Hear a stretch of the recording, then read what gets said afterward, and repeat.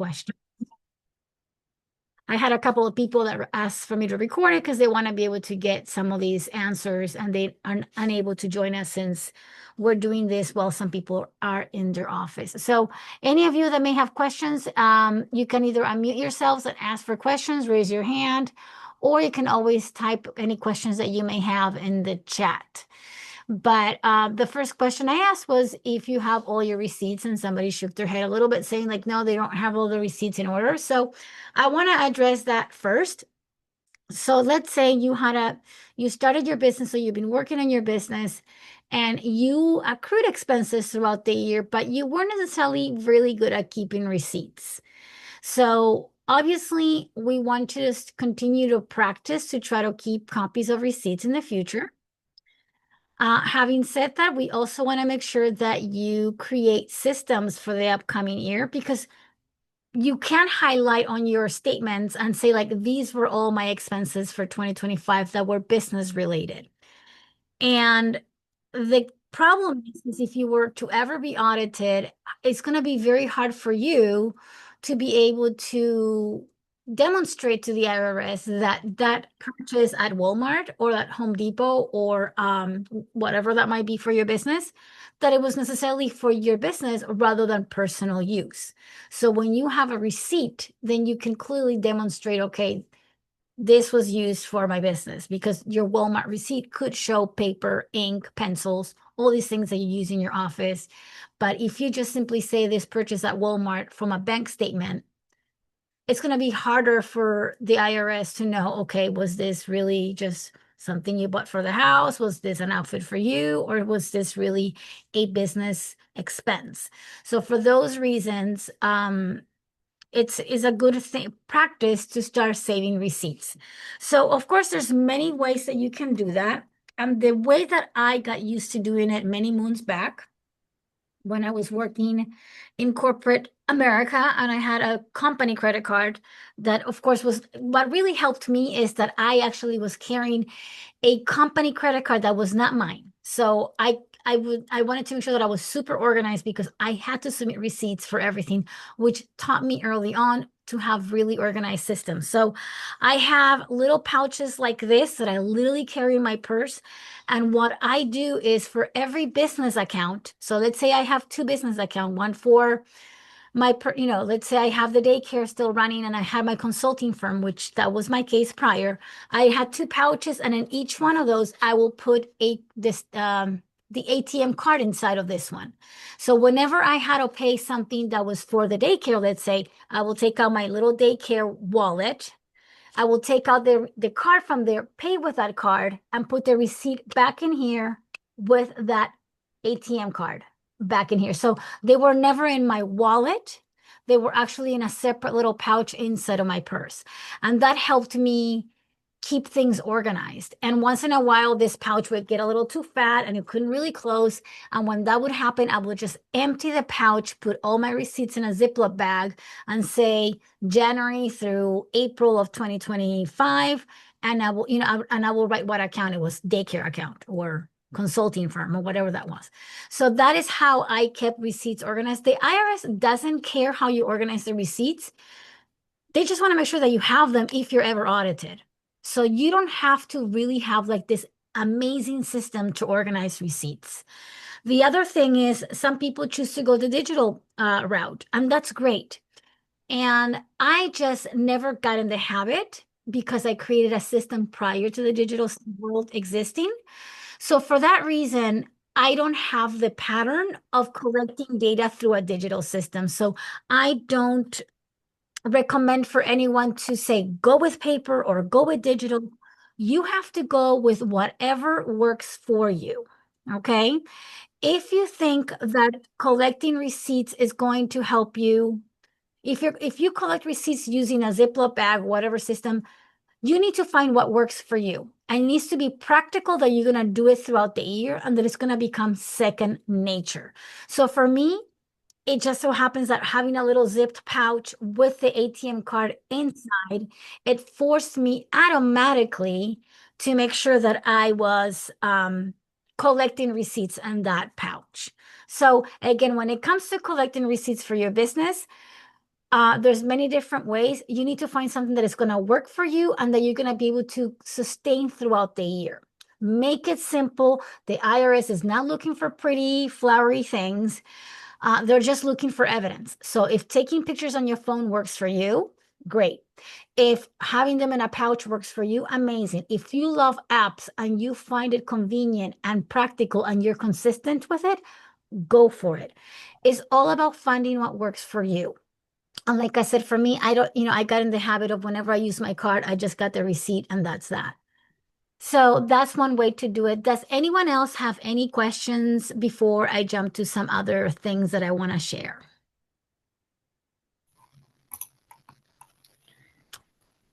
Hi there. Hi. Um, is it like, is it fine to have a debit card for your business? Or is Yes. it like better to have a credit card? Like, it Okay. doesn't matter. Um, it's a great question. And, best practices, we will always recommend you to have both if you can. Uh-huh. Because a credit card, whatever you use in a credit card until you pay it out, is a debt. So Okay. it's going to count as a liability. Okay. So if it's a liability, you haven't really paid for that yet.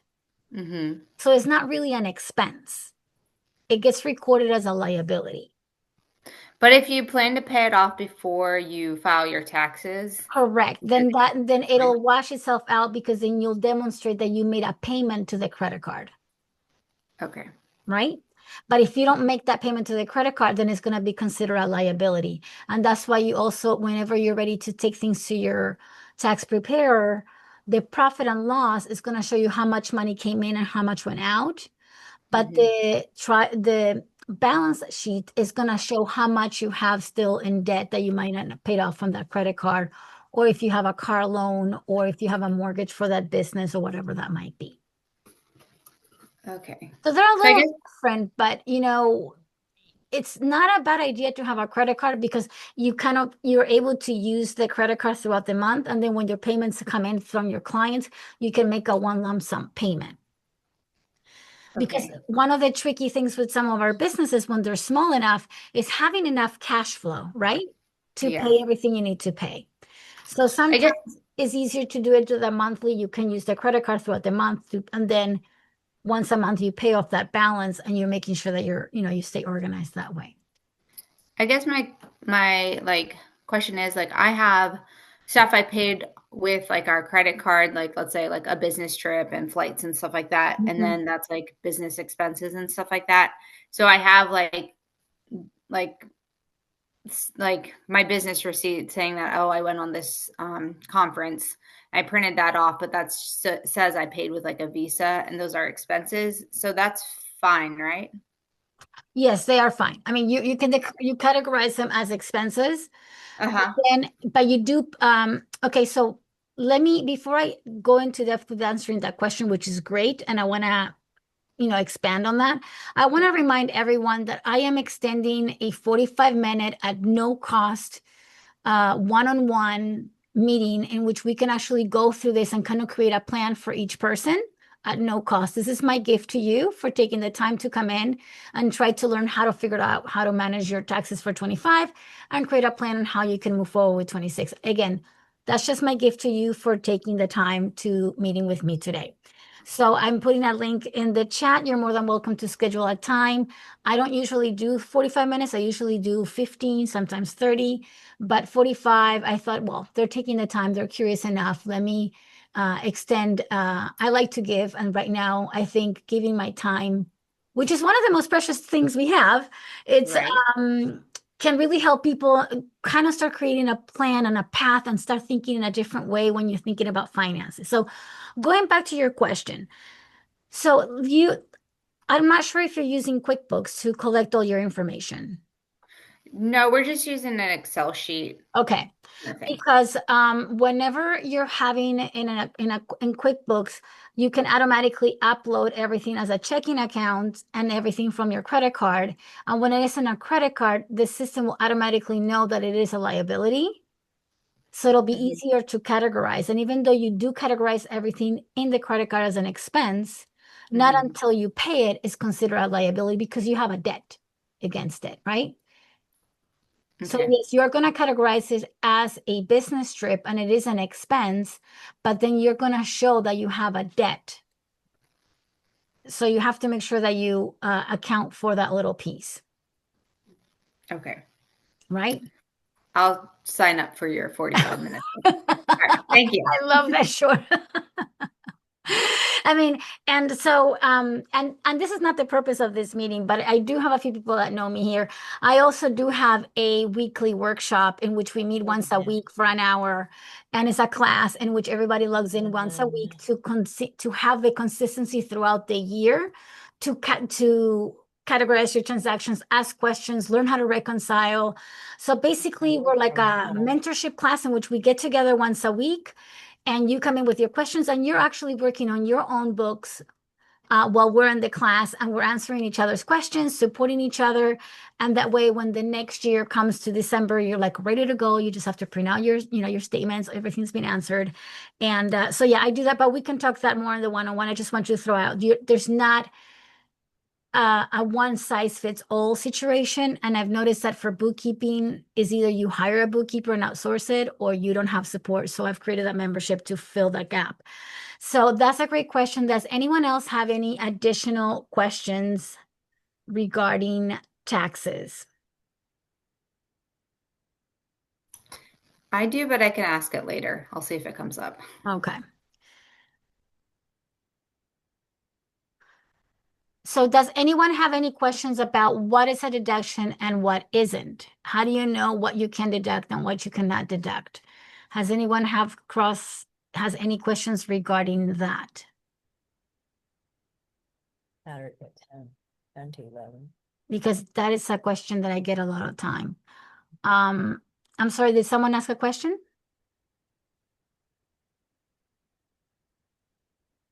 So I'm going to expand on that because I've gotten that question from several other clients, and I'll talk more about that specifically.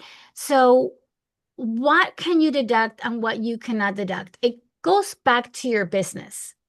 But if the only way you're really okay to deduct things is if you can justify it back to your business.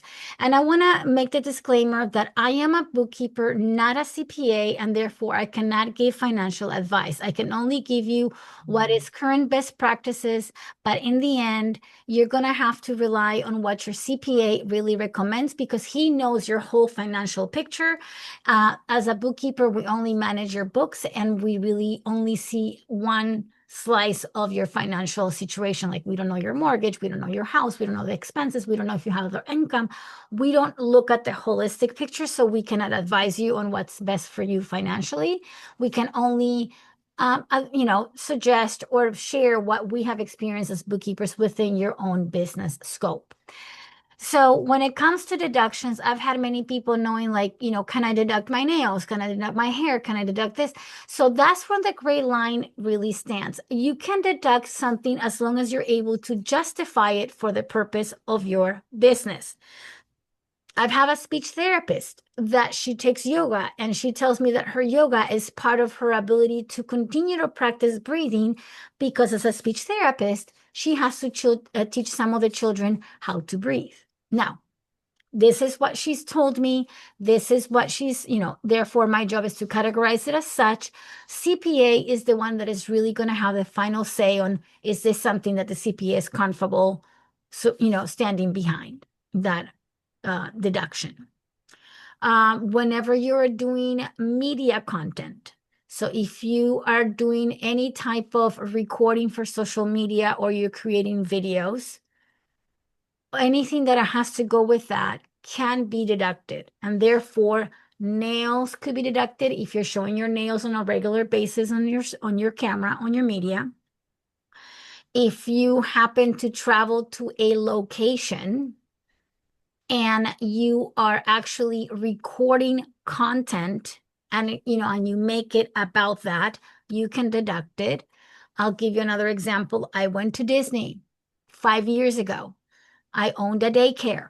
I came back and we had a Disney week of curriculum. So we had the full week of curriculum based on Disney stories and characters and whatever that might be. But because I actually went there to do research and collect data and get information and brought things back to teach for a week, it's a deduction, right? So you need to be able to justify the expenses that you accrue. So it has to make sense for your business. But if I go to a cooking class and I own a construction company, it's going to be really hard for me to make that connection, right? But if you take a cooking class and you actually sell pots and pans, then you can demonstrate that this is part of your professional development for you to be able to better serve or expand your business, right?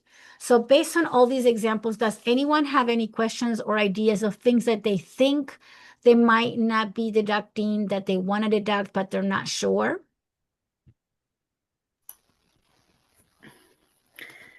This is kind of on the same lines of deducting. So for my business that I'm expanding this year is I'm traveling to another state and I'm a professional organizer. So I travel to other states. I help people declutter their houses, their homes, things like that. And so with that, if they pay me, let's say through Zelle or Venmo or whatever, and I receive the payment, but I'm back in my home state, which is Washington State, do I have to file taxes just in Washington because I was home when I received the payment? Or do I don't even know if you know, but or do I have to file income tax in, let's say I'm going to Great New question. Jersey? And I'm going to tell you what I know that is common practice. The disclaimer is just confirm with your CPA, but I'm confident that my answer is the correct answer. Okay. The basis to this is you pay taxes where you have a physical address for your business. Okay. Okay. So I'll give you a different example. If you purchase, let's say you buy something from Target, Uh-huh. and it's an online purchase.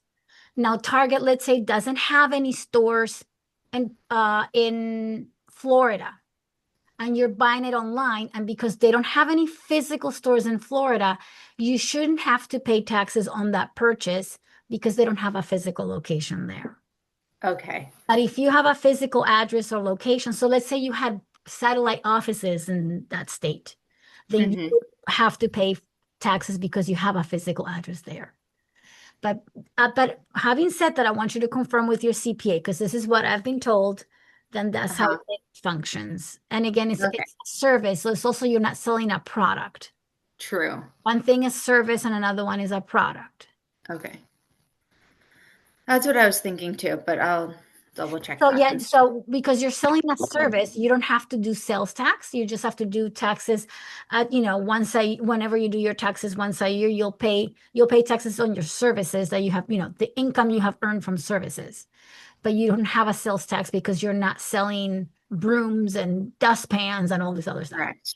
Yeah. So I have done some projects in which I give people materials and I include them as part of the package and they're considered gifts. So let's say you create a kit and that includes some materials they'll need. Instead of me selling the materials and having to pay sales tax, they were just little projects that I did. I will just include them as a gift. I'm gifting you this.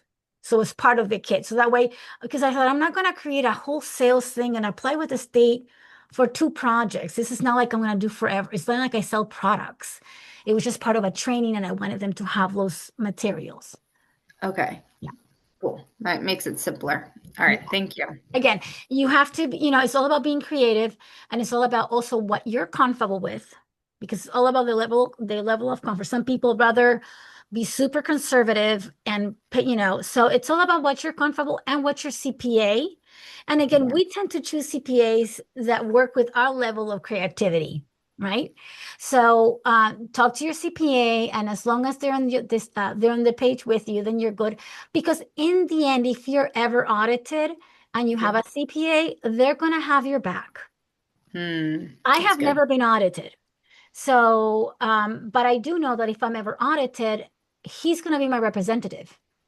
So I know he's not going to approve anything that is going to put him at risk of being audited because it's work for him. What state are you in?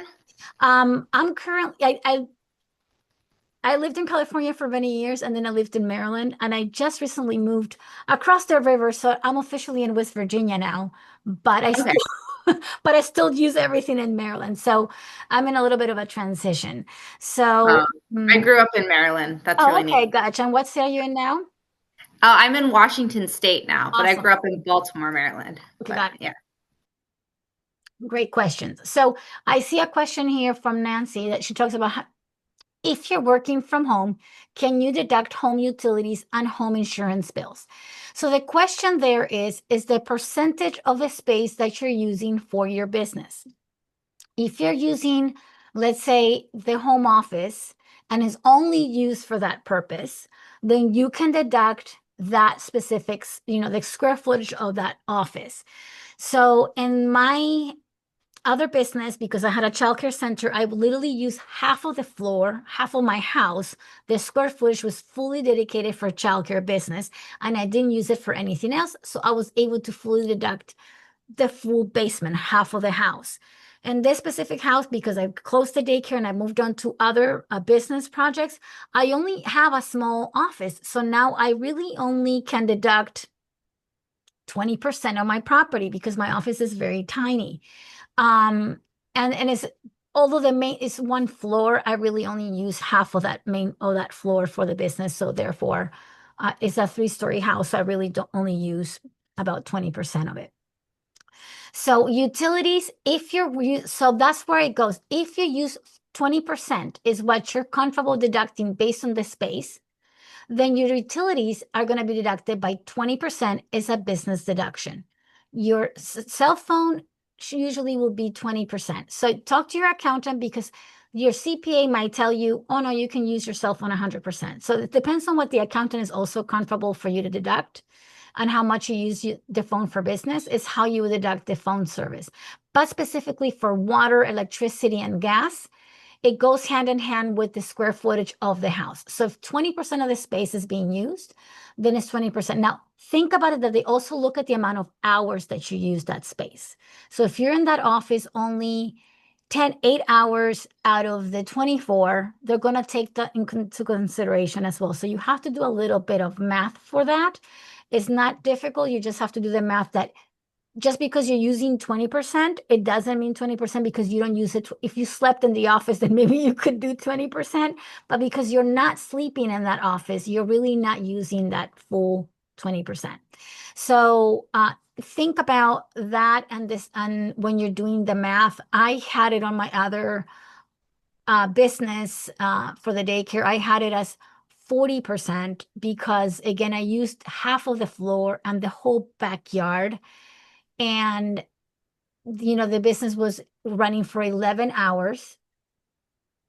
And there were 8 children, and so they Working used a lot one. more than me. So that's how I came to that number. I was comfortable with that. My accountant was comfortable with that number, and that's how we move forward. So when you're thinking of a percentage for you to do the home office, the utilities, the internet, all of that, the internet could be more and the cell phone could be more. And that is something that is always good to ask your CPA when you're doing your taxes what percentage they recommend, but the rest is going to be the same percentage of your use of your space in the office.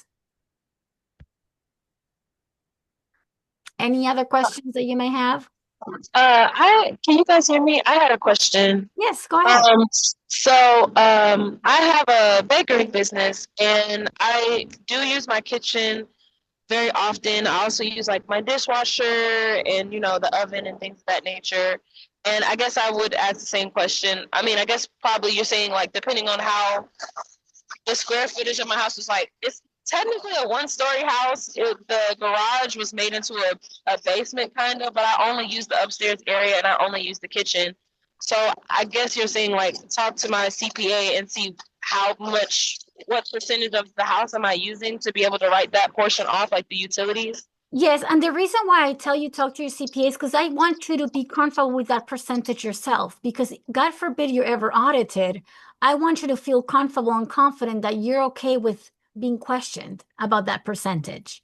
Because in the end, some of us are willing to be more creative and push the envelope a little bit more than other people.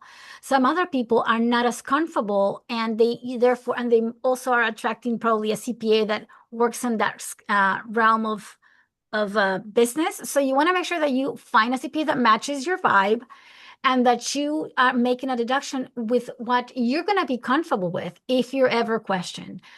Audits are not very often, but you want to make sure that you're able to be confident if you're ever questioned by anyone of what you're doing. So look at the square footage of your house, look at the how much square feet are in the kitchen. And because, in your case, when you're in the kitchen using it for your business, you're probably using your utilities out significantly more than if you were cooking for yourself, because one thing is making a meal for 5 and another one's baking for for a lot of people. People, yeah.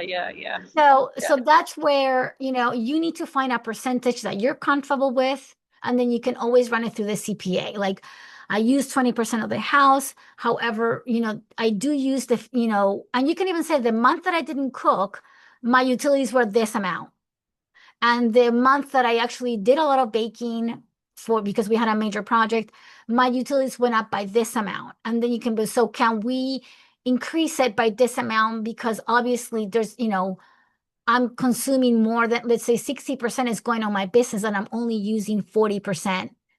And so maybe in your case, you might be able to have a higher percentage in utilities and maybe a little bit lower on the rental space, just because of the nature of your business. So again, every situation is different based on your business.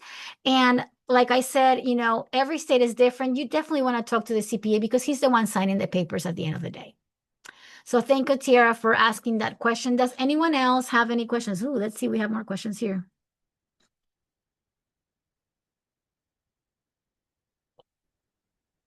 And yes, when you want to find out the square footage of your property, it's very simple ways to do it. You can probably go to Zillow and it might show the square footage of your house because that is public information. So that might be the easiest way. Having said that, Zillow is not always updated. If people have done expansions, or if they added a deck or something, that might not be showing, but that can give you a fairly good idea what the square footage of your house is. And then you can kind of have an idea what percentage of your house you're using, and you can make a decision from there. I didn't personally stress about it too much. Well, it was also easier. I was like the whole half of the house, so that made it very simple in my case. Yeah, and again, if you are using QuickBooks, that's one of the magic things about using the QuickBooks platform, because let's say the utilities come, you can actually set a rule inside of QuickBooks that says every time you see Washington Gas, let's say, that expense is always going to be split, 70-30. 70 personal, 30% business. So automatically, every time it finds a utility coming in from Washington Gas, it'll automatically know how to split it based on your rules or your system. So for me, I had it done that way for water and sewer and, electricity and, and gas. So, and I had it 40-60. And for the property, I had it 50. So any other questions that you may have?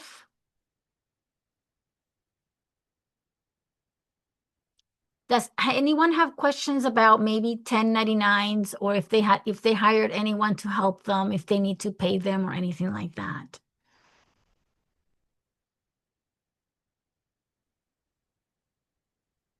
So I just want to remind all of you that if you hired anyone to help you in 2025, if you pay them more than $600, it is best practice, and it is the rule for you to give them a 1099 for the income they have earned from a small business. Now that's going to be changing for 2026, and I've been told it's going to be 10,000. So we're going to have to write a lot less 1099s on 2026. But I think those are one of the changes from the beautiful bill. So that are some of the changes. But for 2025, you're still going to use the rule of $600 if you need to issue 1099s. And if you need to issue 1099s, those have to be done by January 27th, which is when the tax season officially begins. It actually begins on the 26th. So taxes begin on 26th, but 1099s need to be done by the 27th. Does anyone else have any other questions about how to categorize transactions, or how to categorize even meals when you're traveling? So when you're traveling, meals should always be meals. Even if you're traveling, they're still going to be categorized as meals. We want to make sure that that's best practices again. They're still going to be accounted as expenses. So in the end, it kind of is a wash, but that's the right categorization that you want to keep whenever you can. And then another one that I want to kind of emphasize, because I've seen it several times, is we buy things from Amazon today for everything, right? So when you are categorizing things under Amazon, try to be a little bit more thoughtful of what is that for? Is that Amazon purchase actually equipment? Is that actually something that you're buying directly for a customer? So is that cost of goods specifically, or is that actually an office supply? Because having all of the Amazon purchases that we make throughout the year under one category, such as office supplies, that gets to be a really big office supply expense that could be questioned by the IRS, because the good thing about the Amazon is we have receipts. So if you can take the time, kind of go back and look at the things you've purchased this past year. You may have to go to filters to look at the older purchases, because it only shows you the last 3. So go to filters and check all the ones that you did in the past year. And if you see anything that is actually more equipment, try to make sure that you categorize those correctly. So that way you have a more accurate picture of your business. Nancy has another question here. It says, someone with 1099 needs to complete their taxes by the end of this month. No. If you are a 1099 employee, let's call it, like you're a contractor, the company that is paying you should be giving you the 1099 by January 27th. So then you can go do your taxes by April 15th. Okay. But if you are a 1099 yourself and you hired someone to work for you under you, and that person that works for you is also a 1099, then you need to give that sub-employee, let's say, or subcontractor, their 1099 by the 27th. But if someone contracted you, they have to give it to you by the 27th.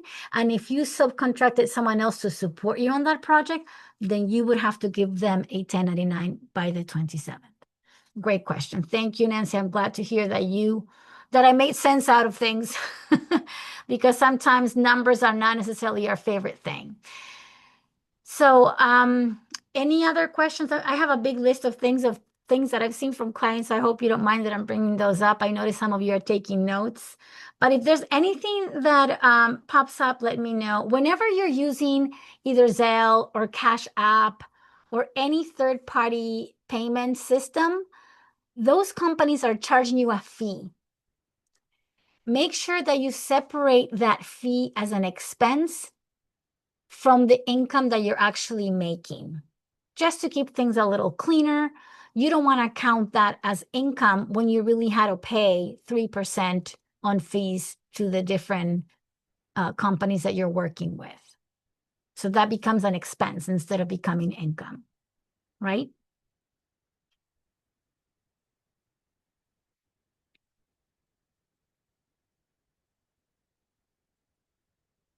Any other questions that you can think of? Does anyone have any questions about maybe things that they have purchased in their personal account that they want to make sure that they're actually categorizing in their business account? One of the things that I see sometimes that we do, we might be out and about, or we might have, when we started the business, we might have put a subscription in our personal account that was really meant for our business, but because we were just getting our business established, we might have used a different account. If you have any transactions that you have done accidentally on your personal checking account, you want to make sure that you are actually collecting all that information on your receipts, That way we can actually record them as a business expense. And then whenever you have things that you have purchased with your personal money, you want to input them into QuickBooks as what we called, and you might want to write this down, we call that a owner's contribution. Whenever you're using, let's say you paid it from your personal checkings, that becomes an owner's contribution, unless if you choose to get a reimbursement. If you choose to reimburse yourself, then you would have to put the expense and then show it that you have to reimburse yourself because you had paid it with your personal account. So either way, you have to report it, but you want to make sure that you keep that in mind, because sometimes, you may have $2,000 or $3,000 a year that you didn't realize that were expenses that you didn't account for and didn't deduct. So those are some of the hidden deductions that we forget to include.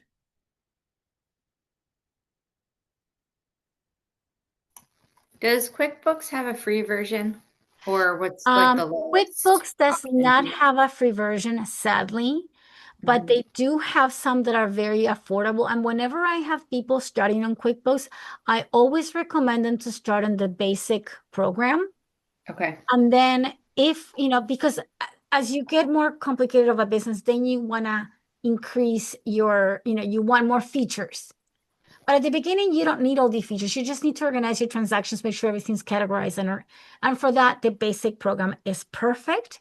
Once you get to be a bigger company, you might want to increase to the next level that allows you to categorize things by project.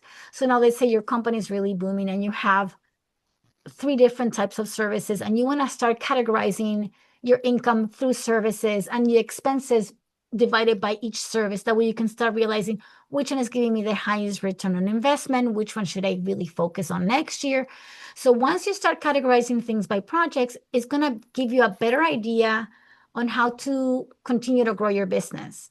But those are things that I usually tell my clients that we can just cross that bridge when we get to it.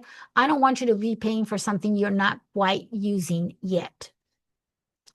And I want to say the lowest fee, I have a client that is currently paying $50. I don't know what she did, but she's paying $15 a month for the bookkeeping service. On average, I think it can be probably $38 or so. So it's somewhere between those lines on how much, between 38, 40 to, let's say, 15. It depends. They change it, and I can't keep track. And I have clients that pay $250 a month, and I have clients that are paying 15. So sometimes I don't even know how they get those services. But again, the ones that are paying 250, they have projects, they have tracking, they're really have been working on their business for quite some time now. So let's see if there's any other questions here.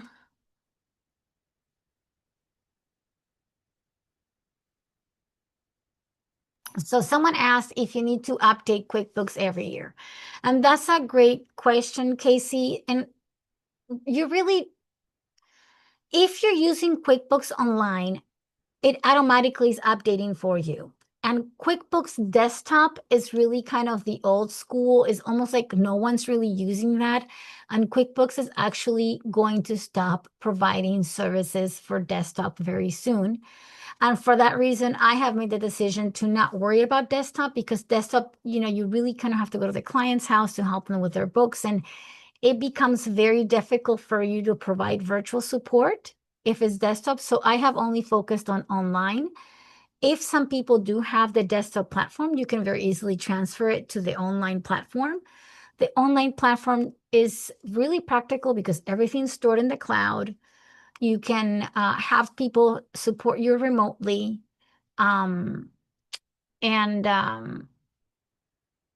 so, yeah, you just have to log into the QuickBooks Online and everything's up in the cloud. And it's really the easiest, friendliest way. And you don't have to worry about storage or any of that. You don't have to back it up or anything like that. So, yeah, that's the short answer for what's the QuickBooks. If you have to do updates, if you're doing the online, you don't have to worry about the updates. Having said that, I have to do updates in the sense that I have to get constant trainings because they're always changing where the icons are. They keep changing. Once you finally got the hang of it and you can super quickly help my clients get things done, we get a training and they change everything, and now the icons change location. You're like, you're having to train yourself again. So I kind of have to go through trainings for that reason. But other than that, we you don't have to worry about the updates. So oh, thank you, Casey. This is so sweet. I'm glad you find this to be very helpful. And based on the feedback, I am planning to see if I can do another one in 2 weeks, probably at a different time to capture people that might be working during the day. But the idea is to help people. And as I mentioned earlier today, and I'll pop it in again here, I am actually offering everyone that chose to come and learn and educate themselves on how to do bookkeeping and how to manage their books. I am actually offering a free 45-minute consultation in which we can walk step by step on how to get your books in order.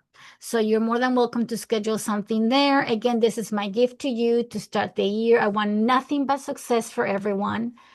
I have already claimed that 2026 is my year of success and we need to share abundance. So I want everyone to rise with me because I've said it, this is what we're headed. And yeah, this is my gift to you. If I can give you 45 minutes of your time and it really is going to make a difference, then let's do it. Let's get together. Let's get you on the right track. Even if that means setting you up on QuickBooks and then, have, few months you come back and ask me more questions. Sure, not a problem. The idea is for you to get systems that are going to help you stay organized. Numbers are really the backbone of a business. So this is why I like to be there to support people.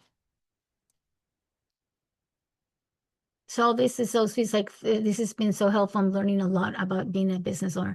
Yes, there's a whole side that no one talks about, and I wish we had more of that in school about how to really manage your business and how to manage deductions and what is a deduction and what isn't. Am I saying your name, Shabana? Okay, so Shabana, Yes. she shared that she has a home organizing company. So obviously, if she's providing services within her city, she obviously has a home office. So she's obviously going to be deducting a percentage of her house and her utilities and all that fun stuff, and all her office supplies that she needs to buy for her office and at home is all part of her deductions. But now she doesn't necessarily go to work every day. She works from home. But if she has to go visit a client and provide services for this client, that mileage she can deduct the mileage of that trip, right?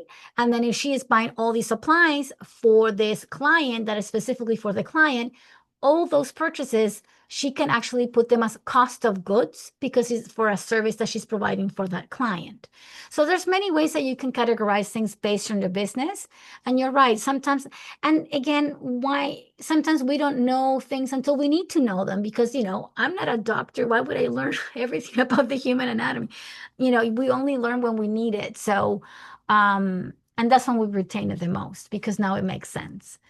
So I'm excited to be here and help you and answer any other questions you may have. But yeah, if you work from home, you're definitely if you're working from home virtually, if you are at 1099, then there's a lot you can deduct. You should be able to deduct your internet, your cell phone service. If you're doing any social media to be able to sustain and retain additional clients, then that should open doors for you to deduct other things as well. It just depends on what your business looks like exactly.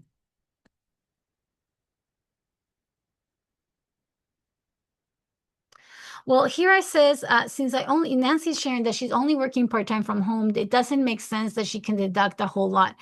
And that's true, but deductions are deductions, and I wouldn't leave anything on the table. I am all about what's, I think we need to be smart because at the end of the day, it is our hard and earned money. And even though you might not be able to deduct a lot, there's still a deduction. And so I would still consider it because even if it's only 20%, even if it's 10%, it's 10% you don't have to pay. It takes out of your whole income. And it's something. Nancy, I'm curious what you do because I also work from home, but I also work a little like outside of the home because like from home, I'm like a coach and stuff. And then outside the home, I do like my organizing, but I also like clean, but I only work like part-time. So I only work, let's say like 10 hours a week. And then like the bigger deductions that I have is like if I go, let's say for like a Kathy Heller retreat, or if I travel for business, like all these things are deductions. So I have like a bunch of deductions, but I don't bring like a bunch of money in. So I'm just like trying to figure it all Okay, out. so Nancy's sharing that she's an online tutoring education. So in that case, even though you may only be teaching 10 hours a week, you're lesson planning for 20. Okay, so remember that.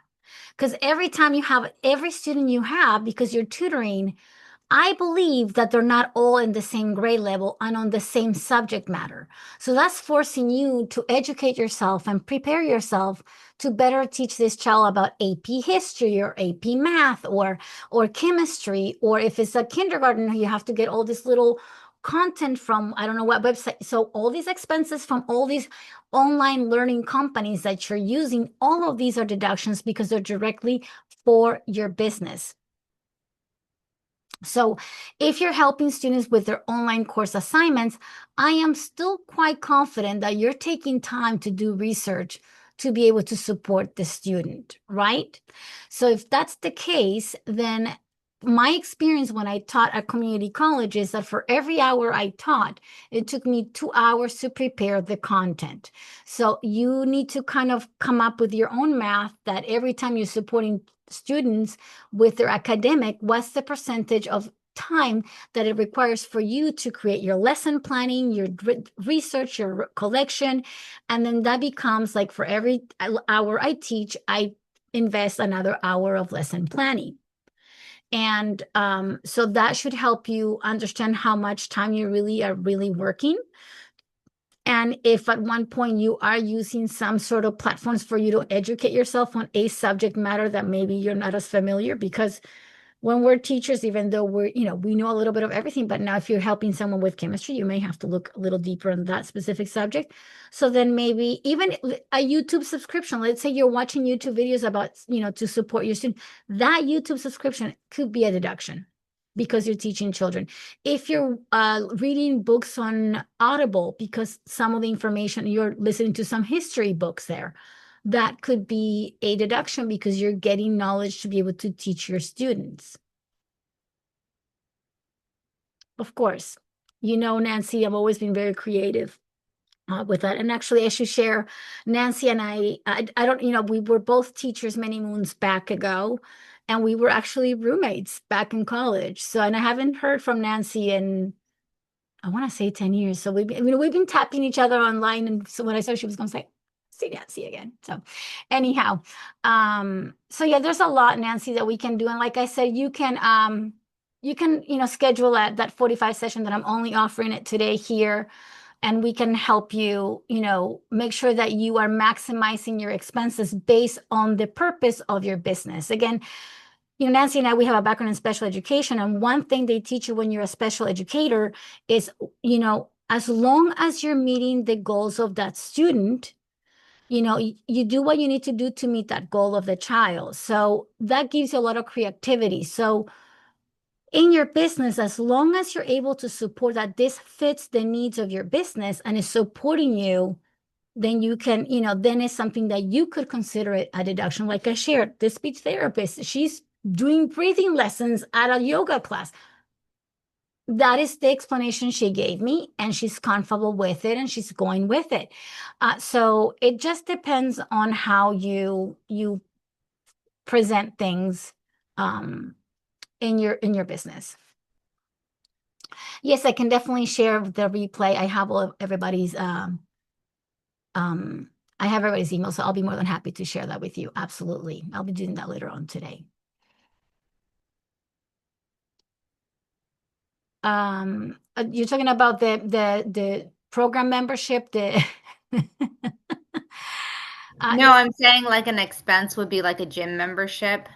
that I like talk to your CPA potentially. because I've had different conflicting information from CPAs about my CPA like allows me to include a lot of my medical expenses, but I'm not sure if my gym is actually considered part of a medical expense. Like while I Well, I guess my thought is she used yoga for breathing, but like where for me, I would feel like the gym membership would help me to be physically fit. So I help. guess, yeah, talk to the CPA, but like physically fit to do my job for cleaning and lifting and organizing and So stuff you're like being that. very creative, and I like that. And that Yeah. is the key about finding deductions is by you being creative. So yeah, if you were to present it that way to your CPA, saying like, listen, I'm having to lift boxes that are 40 pounds, and whoever I hire for the day needs to be able to carry 40 boxes, just the nature of the job. I need to stay fit. Can I use the gym? Or a personal trainer. You might even be able to deduct a personal trainer because you need to stay strong and fit and not hurt yourself. So that is a great idea. But see, that's exactly what I want you to start thinking, all of you. Like, how can you be creative within your business to maximize and still be within the scope of your business? You're not asking for, cooking class in Amsterdam on how to make chocolate, So that's not going to help you for you to organize your business. Yes, see, I know, Casey, this is what I love about bookkeeping, because even though bookkeeping can be kind of boring, you can be quite creative on how you maximize your expenses. When I had the daycare, I literally had I had two birthday parties for my kids, and I invited everyone from the daycare. So it was part of a marketing plan. Okay. So again, depends on what industry you're in and what works and what doesn't. From my children, from my children's perspective, it was their birthday party. If you ask me, it was a marketing event. And we just happen to have themes in every marketing event. And just happened that my child chose the theme. But so again, you can be very creative on how you present it. So it's all about making the most of it. I mean, why leave money on the table when we can be creative? So again, I want to reiterate, if you guys want to take advantage of the 45-minute session that I'm gifting to all of you, I'll be more than happy to sit with you for 45 minutes, create a plan so you're ready for 2026, and then no strings attached. My gift to you, I believe in giving, and the universe will take care of the rest. And in addition to that, I do want to share that, bookkeeping can be very expensive when you're just starting your business. And the way that bookkeeping has been done for many, many years is you have to outsource it, and it can be a little pricey when you're just starting. So I have created a membership in which is only $47 a month. We meet every single Monday, except for holidays, of course, for an hour. And we actually get to work on the books on a weekly basis. We talk, people ask questions, we categorize things, people, learn how to reconcile their bank accounts, which is not difficult, but it can be tedious sometimes when numbers don't match. And we just have it as a weekly routine, which is the most important thing. People forget to do their books because they don't have it as a weekly routine. And once you make it a weekly routine, then you get consistent, updated data on your finances, on your business, and you're able to decide, I'm spending too much money on payroll, I'm not spending enough money on this, or I only made this amount of money this month, I thought I made more. And it helps you make goals for the upcoming month based on your monthly reports. So that is the piece that I enjoy the most, allowing people that may not be able to outsource bookkeeping still have access to their numbers. And that is something that I do through that membership. And I actually enjoy quite a bit because you get to work as a team. And because the data is sensitive, we don't record those sessions because people do share their screens sometimes. And again, it's up to discretion of each person. If they're comfortable, they share. If they're not, they don't have to. But for that reason, we don't record the sessions. If you're not there. What time are the sessions on Mondays? Mondays at 7 p.m. Eastern time zone? Eastern Standard Time, yeah. And I assume they're on Zoom, of course. They're on Zoom, yes. We do everything on Zoom. It's just an easy platform. Everyone is familiar with it. Okay. Yeah. And is it just like a month to month, or it's a month to month, but before people can really participate, I do ask for a one-on-one session in which it is $127. But that's the day we sit down, we get your QuickBooks up and running, we get your credit cards uploaded. I give you assignments, I give you homework. So when you come to the next Monday class, what, it's like, okay, this is what I did, and now I have questions, right? But that way you're not coming in and being completely lost.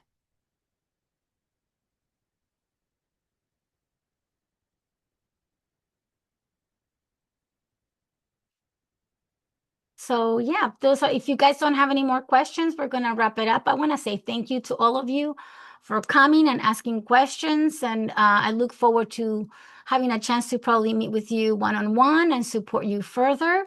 Again, numbers are the backbone of your business, they're the foundation of your business, and it's going to really help you strategically plan how you want to grow your business in the future. So I really look forward to helping everyone. So anyone has any other questions?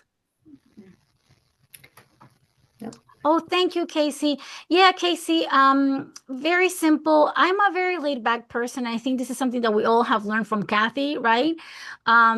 If you're really happy about it, you can just make a quick little video and tag me put it on stories. That's great.